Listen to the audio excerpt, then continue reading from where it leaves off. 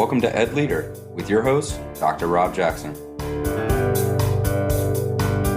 Join Dr. Jackson for conversations and reflections on improving educational leadership from the classroom to the boardroom and beyond.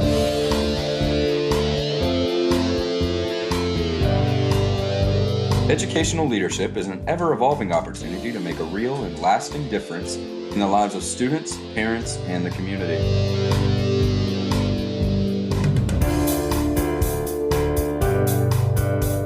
And now, here's your host, Dr. Rob Jackson.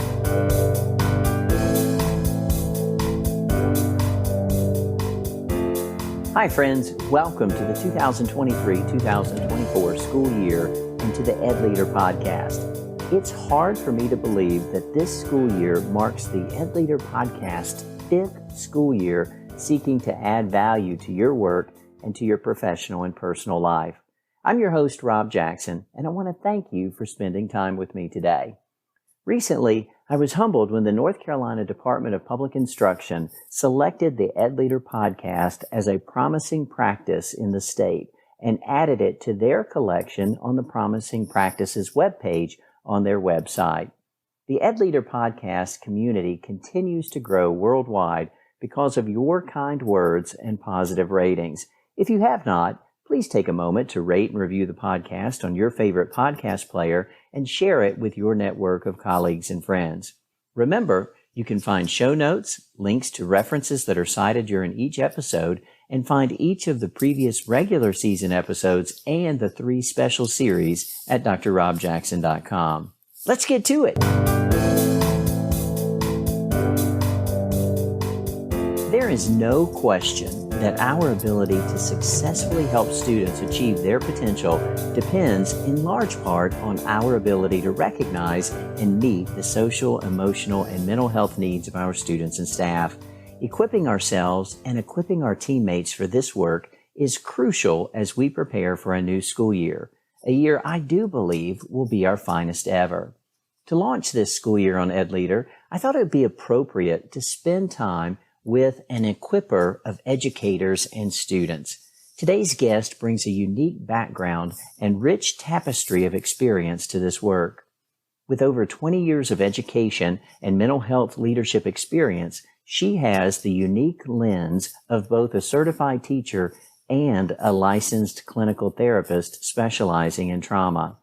After 18 years as a successful high school teacher, she stepped out of the classroom to serve as a social worker and licensed clinician.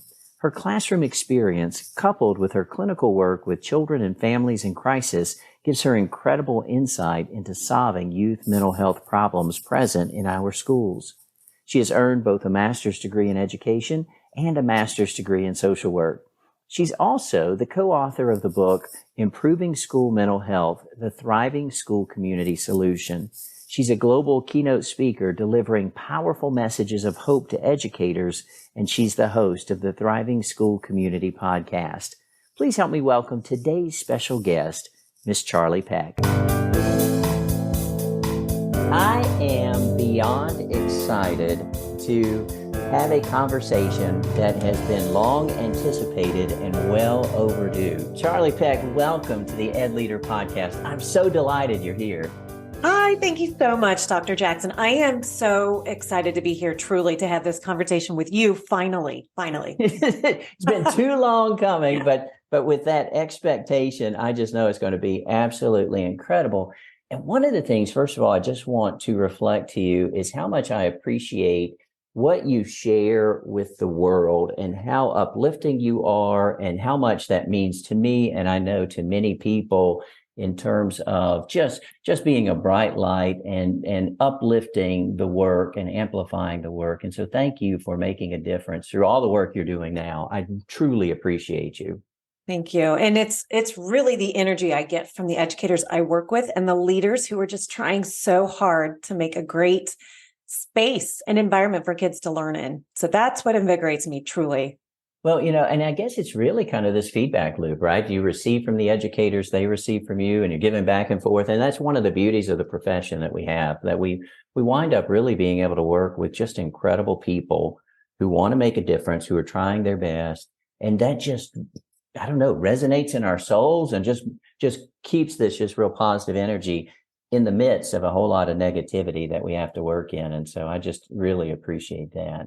Well, one of the reasons I'm drawn to you is that you have this incredibly unique experience, an experience that I just get really excited about. First of all, 18 years as a high school teacher. Thank you for that. My goodness. And you live to tell the tale, right? So I lived through it. So that piece is just incredible. But then along with that, your experience as a social worker, as a licensed clinician, just thinking about how all of those facets and layers come together just gives you this incredibly unique perspective. And so having the opportunity to chat with you is just really exciting to me. And so kind of launching from your story, I'd love to take you back for just a second to year 18 as a teacher. And you're contemplating making this change in your professional journey. And I can only imagine the courage it takes to step away from what you had been doing and all that you knew to launch into this new pathway. Share with us what kind of led you to make that decision? What was the draw to make that change? Just bring us back to that moment. Yeah. I mean, those decisions are never immediate. They're something that it was in my mind for a long time about how I was going to support students the way they needed it to be. And in the education system that I was working within, I mean, there was so much support or attempt to support them. But listen, like my curriculum was all about personal development, family development, the social ills of society, and how to respond to the challenges society throws at us. So you can imagine the kinds of conversations I had with students. Right. They let me into their world, right? And so they were telling me for years that they were struggling. So I got to teach them about their own brains, and I got to absorb all of their information. So leadership experience and leadership opportunities always led me to improve student mental health.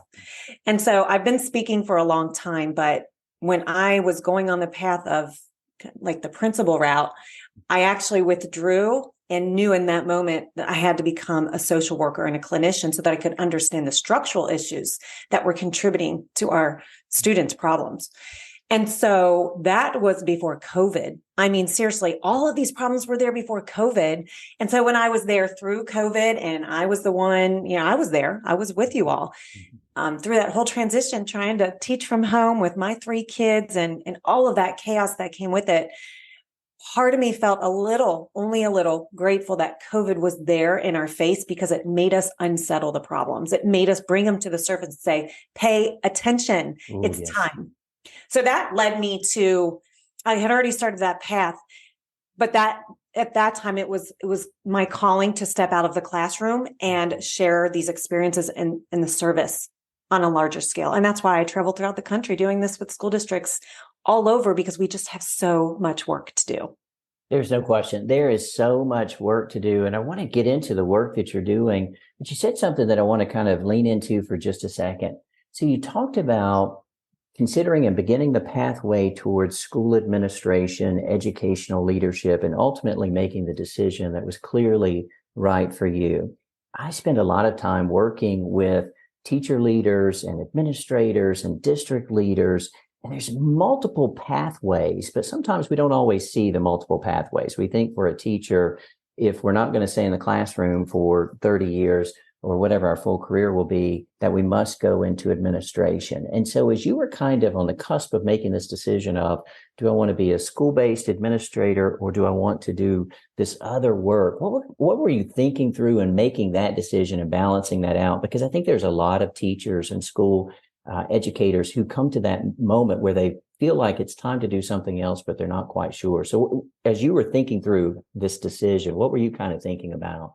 Yeah, that's such a great question. It's important because what I was drawing from was the external messages I was getting along the way, and I was listening to myself. So I knew that I had more to do on a larger scale. And the reason I say that is because anytime we had mental health development and training at the district level, and then I would bring that back to my school, for example, and would share that with staff, they were like, wow, we need this. Mm-hmm. And so in that decision, I thought one school isn't enough. Like I have to reach more schools and oh my gosh, I have to reach more districts. And I started a podcast a long time ago for that very reason, is just to get messaging out. And then I realized I needed my service and my strengths to just reach more people. And that's why speaking is so powerful for me, because that message can get out there saying, listen, we're struggling, but guess what? There is hope and we can get through this thing. And here are some tools, by the way, that we can all do this. So that's what my thinking was about. It was listening to myself, knowing myself so well, and listening to how others were responding to the strengths I was sharing within my school and the district.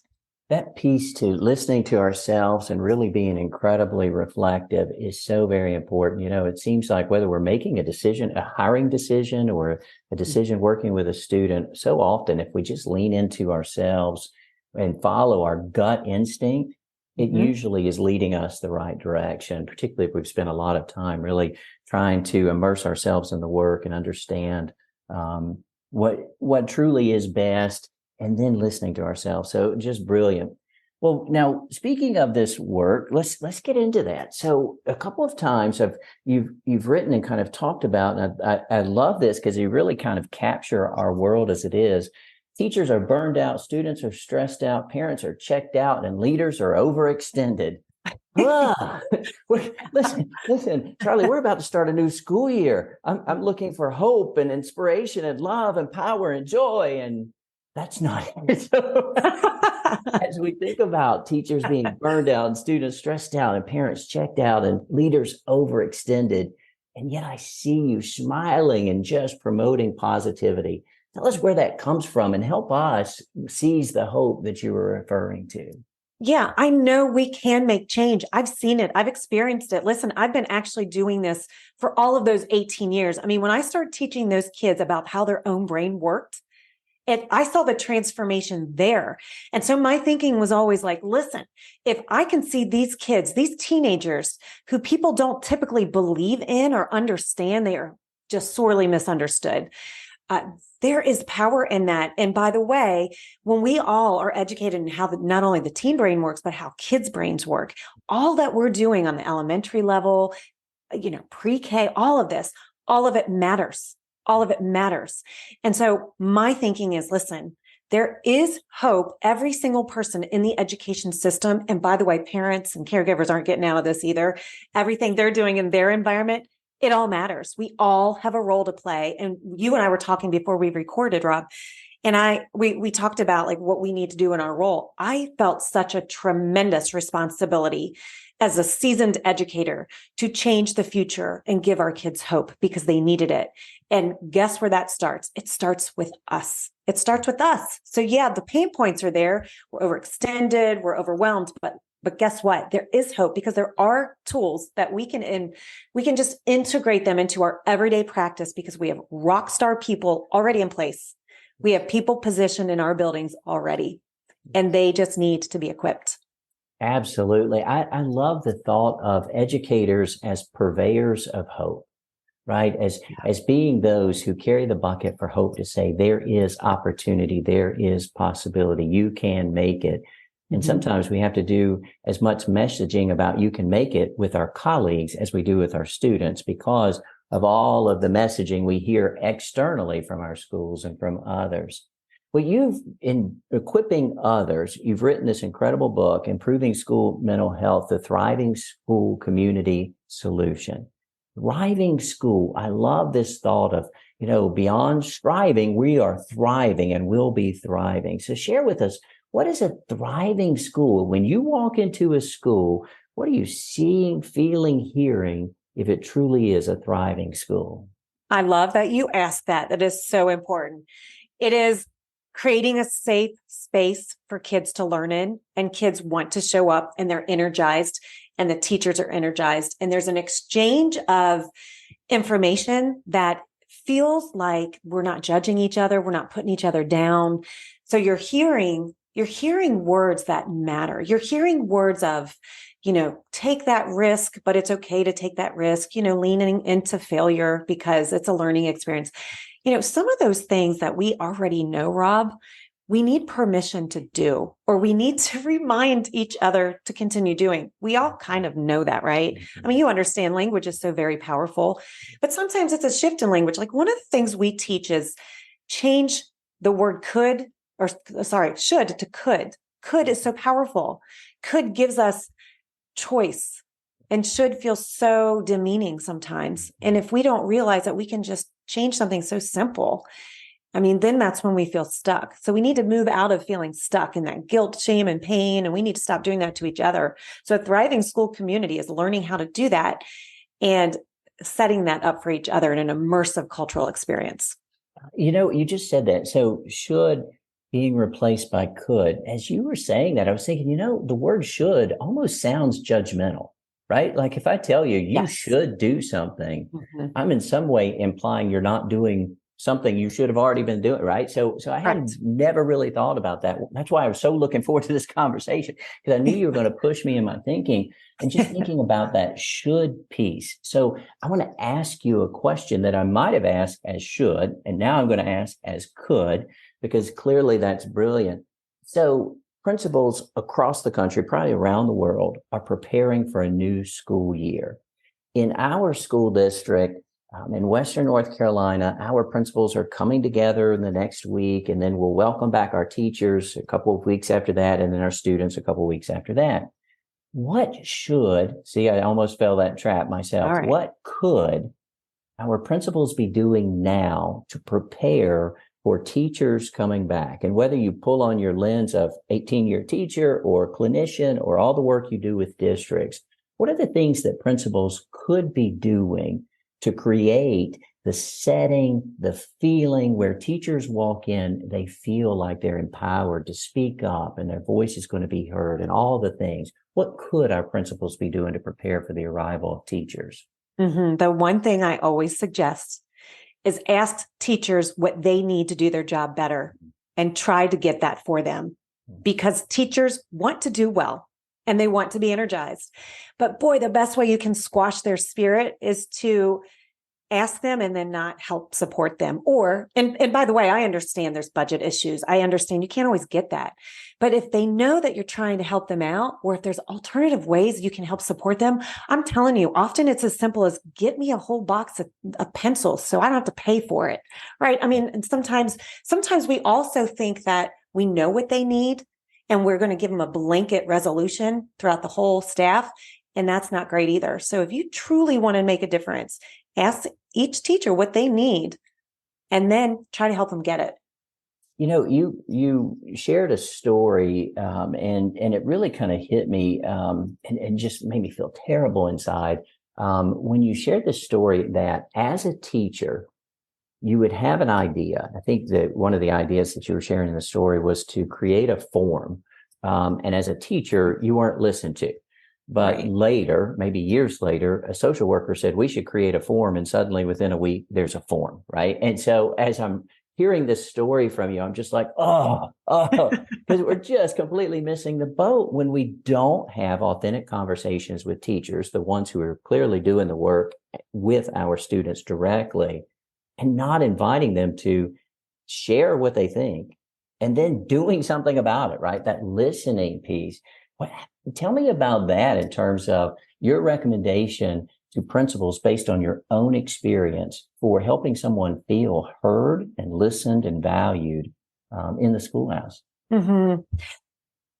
Each teacher brings something very special to their role. It could be a bright new teacher. It could be a seasoned teacher or someone who's in their growth process. And yes, there are teachers who are complaining, but I would argue those are the teachers who feel like they haven't been heard and they do have something to offer. And there's a lot of these problems. And then that's a blanket statement too. What I will say is that if you know and you've identified people who truly can give you some input, listen to them. Or if they come to you, they've taken time out of their precious day and that energy it takes to put their own stuff aside of all the work they have to do, and they come to see you, then at least try to absorb that. So here's what I'm going to say overall. Teachers make great informants to mental health providers. They're great informants. And so they are essential parts of the team, of the mental health team. Like the in-school team meetings, I can't tell you how often they needed to bring a teacher into that meeting to get that input because we spend so much time with those kids. And so when I got to have a voice, when I actually was a clinician, I was like, finally, they're listening. But darn it, they should have listened or could have listened and therefore could have benefited, or more importantly, that child would have benefited from having my input because it did make sense. I just wish they would have heard me. And it was my title that kept that. It was a barrier. My title was my barrier as just a teacher. So I try when I work with leaders, it's not that they're trying to be jerks about it. It's just sometimes we just need to hear it. Absolutely. And we have to be reminded. And, when you say it could have been better for the student or could have been better for the teacher, I think I would move beyond from should, could. I would say it would have been better for the student. I love it. It would have been better for the teacher, right? I mean, there's clearly no doubt about that.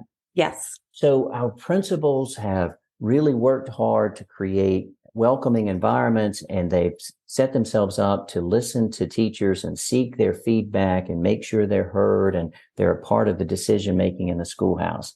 Teachers walk into their classroom. And by the way, I will pause and say the thought of being in a classroom as a teacher and a child calling you teacher, that just still runs all over me as I think about that, almost that sacred trust between a student and a teacher. So a teacher going into their classroom ready for a brand new year, they also want to have a thriving classroom. Mm-hmm. You spend a lot of time in the classroom. You spend a lot of time working with schools and districts. What recommendations would you have for teachers as they return to their classroom, as they start to move the desk around and put up the bulletin boards and all the things you do to set up your classroom? What should they be thinking about? What could they be thinking about to prepare for their students' arrival, to create a classroom community where students feel heard? That's so important. So you can be the most organized teacher and the most planned teacher. And if you do not get that student's name right, you have already lost them. You have already told them they're not important enough to get that name right. So I mean, and I know you see it. I know you get it. Yes. Not only saying it right, every darn syllable, and spelling it right. And so, and asking them, how would you like to be referred if they have a couple different names? Because that happens.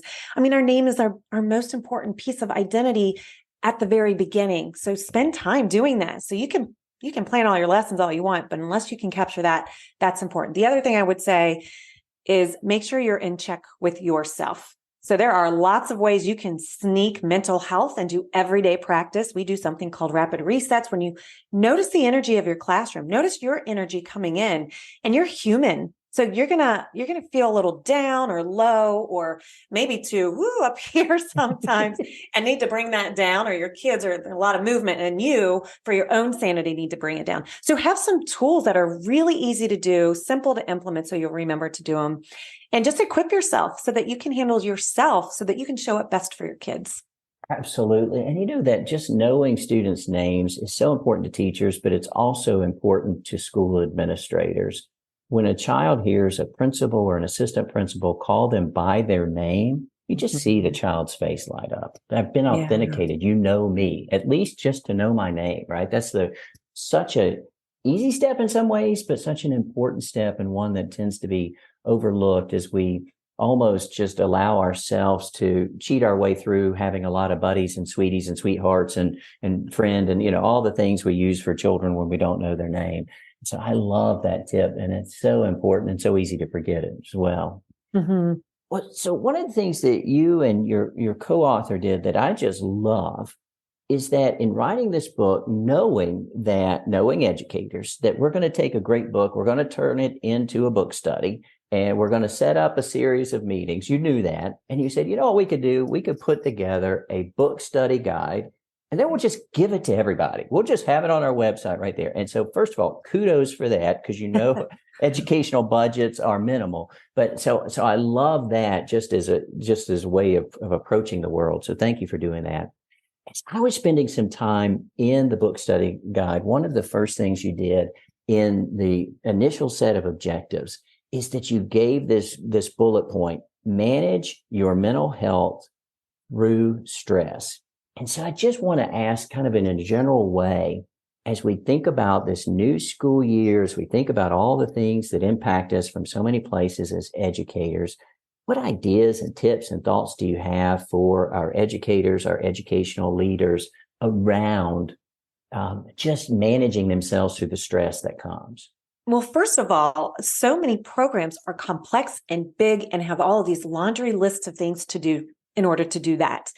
And I say, whoa, we're way too busy. We've got to create simple tools in order to remember them and then use them when we need them. So one tool, for example, is the relationship reciprocity is a skill that we say, listen, in order to have good exchanges and interactions with people, it's not really about them at all. It's about how you engage and knowing your limits when you've reached them. And that is one of the biggest pieces I teach at conferences and PD sessions, because teachers feel so powerless sometimes, especially when they're having challenging student behavior or they're asked to do more and more and more. And they don't want to, but they keep saying yes, or they feel compelled to, and then they're just burning out. So we say, know your limits. And they say, well, how? So we teach them. And this is where my clinical piece will come in. It can be very simple, like know how your body's responding. Like, how's that responding? We actually spend time workshopping that. And not in a foo-foo way, by the way. I always have an eye roll test. Like, that's not going to fly with a lot of people. I do it in a way that I get it as an educator. High school teacher. You got it. You got it. Exactly. I mean, I was there. I was in that session too. And I'd be like, no.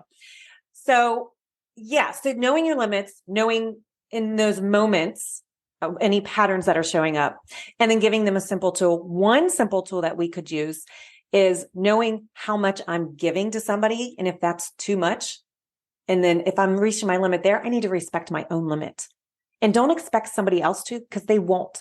They won't respect your own limits. You have to do that. And that's how we get our power back. And that's how we feel energized.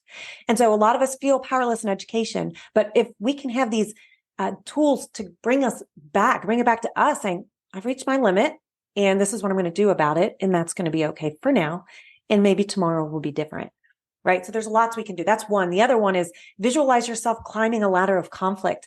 I mean, we might sit in discomfort, but boy, that can quickly reach agitation or even rage quickly. Even when our students are doing that with us, we can still sit at the bottom because that's where the real power is too. So those kinds of tools are really simple to remember and do. And those are the kinds of things we teach. So here's the thing. I knew coming into this conversation that I was going to be so excited to have this conversation. It was going to be so powerful, and it has been. And like, I just want to keep talking to you and talking to you and talking to you. And I know everyone listening wants the same thing. I'm so grateful that you've written this incredible book. You've shared the book study guide. But even more, you are now hosting a podcast. So for our listeners and for me, we can go listen to you a lot. And so if you wouldn't mind, as we kind of draw our conversation to a close, tell us a little bit about our podcast so we can introduce your podcast to our listeners, because I know they're going to love it. Thank you. Honestly, it's really for any educator who is invested in kids and staff and wants to improve the mental health system. Because we know that we will engage in it so differently if we can understand what people are bringing to the table to help us do that. So it's called Thriving School Community. Simple, right? That's our program name. And so I bring people on who have leadership in education or mental health leadership or advocacy, and they have a great idea that we can simply use as educators and leaders to share with staff, or by the way, parents are a piece of this too, but something that we can just infuse in our everyday practice to help our system improve and provide relief and grow. It's always about growth and hope. We always have to lean towards hope, and it's there. So those are the kind of conversations we have, whether it's a superintendent or a principal or a school counselor. There's lots of people sharing their great information.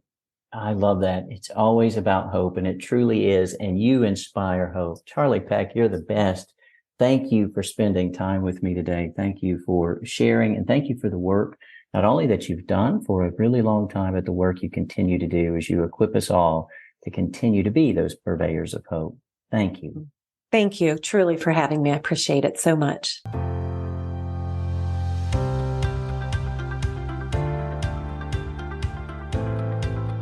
I hope that you enjoyed our time together with Ms. Peck. Her simple yet powerful solutions for making a difference resonate with me, especially when she encouraged us not to say that someone should do something and instead remind them that they could do something. I'm convinced that turning should into could would absolutely make a difference in our interactions. I'm interested in your thoughts. Please keep sharing your feedback on Twitter at Dr_Rob_Jackson, through email, or by commenting directly on the show notes page. If you think it has been helpful, please share the episode and podcast with your network of friends and colleagues. Thank you for spending time with me today, and thank you for all that you do for every student, every teacher, and every staff member. You are making a difference. If no one else has told you, I want you to know that I believe in you. Good day. Thank you for listening to the EdLeader podcast. Please subscribe to the podcast and consider leaving a review with 5 stars on Apple Podcasts so that we may continue to grow the EdLeader community. We hope that you have enjoyed your time with Dr. Jackson. Until next time.